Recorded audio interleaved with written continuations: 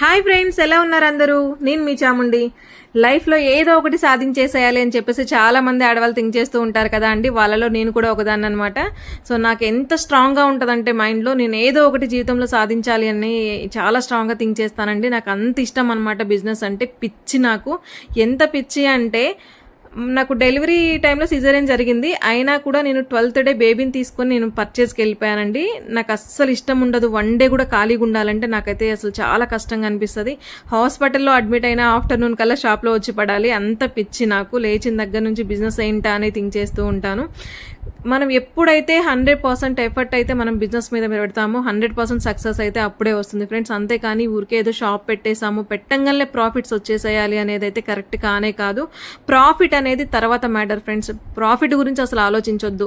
తర్వాత ఫస్ట్ అయితే మనం థింక్ చేయాల్సింది, ప్రొడక్ట్ ఎంత హై క్వాలిటీ ఇచ్చామా, మార్కెట్లో అందరికంటే మనం ఎంత డిఫరెంట్గా ఐటెం తీసుకొచ్చామా, కస్టమర్ని సాటిస్ఫై చేసామా అన్నదే చాలా ఇంపార్టెంట్ ఫ్రెండ్స్. ప్రాఫిట్ గురించి థింక్ చేయొద్దు, డబ్బు అని అయితే ఎప్పుడు అనుకోవద్దు. మనం సక్సెస్ ఎక్కడ ఉంటుంది అంటే, మనం ఇచ్చే హై క్వాలిటీ ప్రోడక్ట్లోనే ఉంటుంది, మనం ఇచ్చే క్వాలిటీలో అండ్ మనం ఇచ్చే ఐటెంలో ఉంటుంది.